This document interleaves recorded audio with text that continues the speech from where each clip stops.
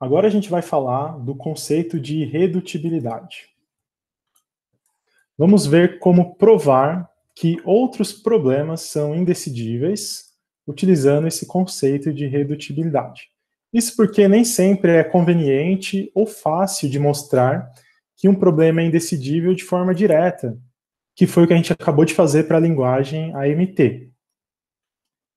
Uma redução vai ser uma forma ou uma maneira de converter um problema A em um problema B, de forma que a solução para o problema B vai poder ser utilizada para resolver o problema A.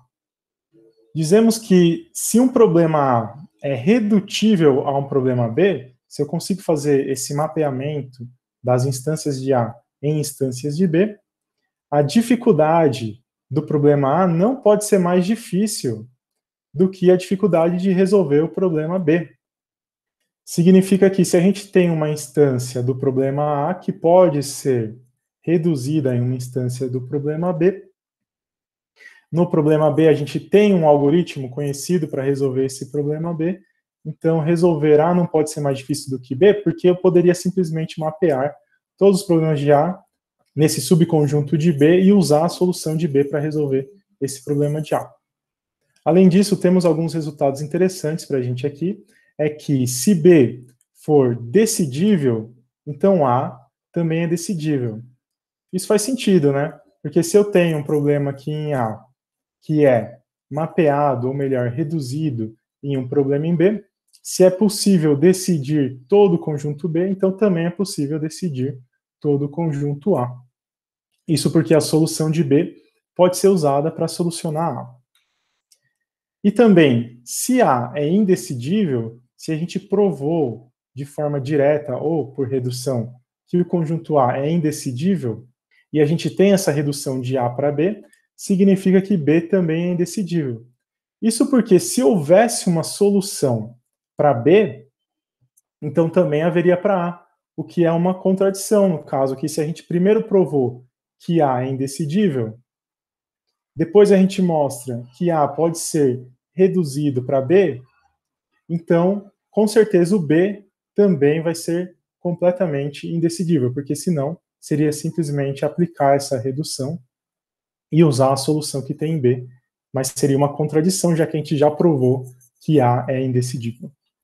E a gente vai usar esse segundo resultado como uma ferramenta para mostrar que um problema P é indecidível.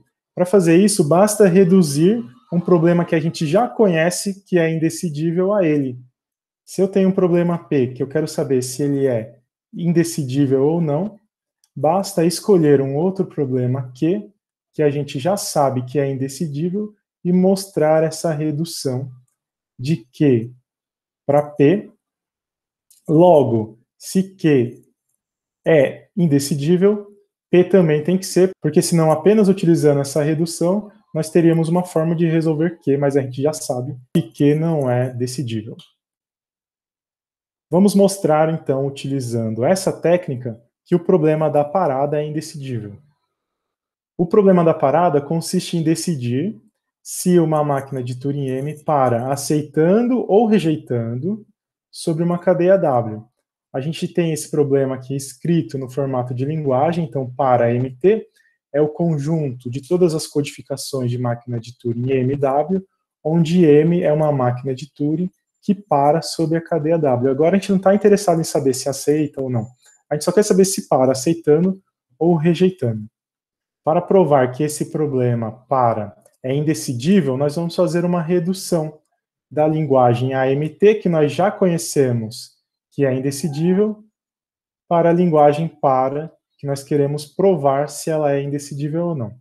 Como nós sabemos que o problema da aceitação é indecidível, se houvesse uma máquina que decidisse para MT, então se houvesse uma máquina aqui que decidisse essa linguagem, aceitasse as cadeias que pertencem e recusasse as cadeias que não pertencem, então a gente poderia usar essa redução para decidir também a MT. Reduzindo a MT para, a gente chega em um absurdo ao aceitar que para é decidível, já que a gente sabe que a MT é indecidível. A prova que a gente vai fazer é por contradição. Nós vamos assumir que existe uma máquina de Turing R que vai decidir o problema da parada. Então, essa máquina, ela vai sempre dizer para a gente se a máquina de Turing M, que vai ser passada como entrada, para ou não para a cadeia W. Se essa máquina existe, a máquina R, então a gente vai poder construir uma outra máquina, que eu vou chamar de S aqui, que vai utilizar R como subrotina, igual que a gente fez nos slides anteriores. Como que essa máquina de Turing S vai funcionar? Temos aqui a descrição dessa máquina S, que vai processar a codificação de uma máquina M com uma cadeia W, da seguinte forma: ela vai rodar aquela nossa máquina hipotética R sobre a entrada. Então, quando ela roda sobre a entrada, a gente tem que a máquina R decide o problema da parada. Então, se ela decide o problema da parada, no caso, se R rejeita, é porque a máquina não para. Então, essa nossa máquina S vai rejeitar a entrada. Tá? Significa para a gente que a codificação M e W não pertence a MT. Agora, se a nossa máquina R, que decide o problema da parada, aceita a especificação de MW, quer dizer que M vai parar. Logo, a gente pode simular M sobre a entrada W até que ele pare. Então, garantidamente, quando a gente vem aqui para a nossa linha 3, a gente sabe que a máquina vai parar porque a gente assumiu que a máquina R decide para a gente o problema da parada. Então, se a máquina vai parar, a gente pode simular M sobre a entrada W.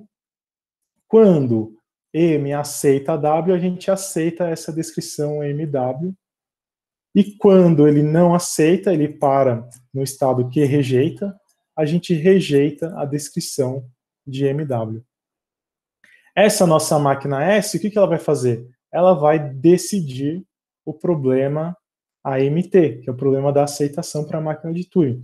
Percebam que a máquina nunca entra em looping, porque ela usa aqui no passo 1, ela usa essa máquina hipotética R, que decide se a máquina para ou não. Se a máquina não para, a gente rejeita a entrada. Está certo, porque a codificação MW não pertence a MT.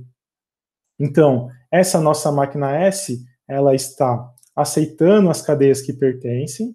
Quando a gente tem esse aceite aqui, a gente aceita todas as codificações de máquina EW que pertencem à linguagem AMT, e ela está rejeitando as que não pertencem à AMT, nesse passo aqui e também nesse passo aqui, que é quando a máquina M entra em looping, e a gente sabe que ela entrou em looping por causa da nossa máquina hipotética R, que a gente falou que decide o problema da parada. Mas construir uma máquina que é capaz de decidir a AMT é um absurdo, porque a gente acabou de provar que a AMT é indecidível. Com isso, a gente tem que a nossa hipótese era falsa, e não pode existir também essa máquina R que decide o problema da parada. Logo, usando a ideia da redutibilidade, a gente tem que, para MT, o problema da parada, também não é Turing decidível, o que equivale para a gente dizer que esse problema não tem solução computacional. Percebam, a gente não fez uma prova direta para o problema da parada, mas a gente reduziu o problema AMT para uma solução que usa o problema da parada. Então a gente supôs que o problema da parada é decidível, logo o AMT também seria, o que é um absurdo, já que a gente provou diretamente que a AMT é indecidível. E com isso a gente adiciona aqui a nossa linguagem para MT no conjunto das linguagens que são indecidíveis. Agora, será que para MT também é irreconhecível? Ou será que o seu complemento não é reconhecível?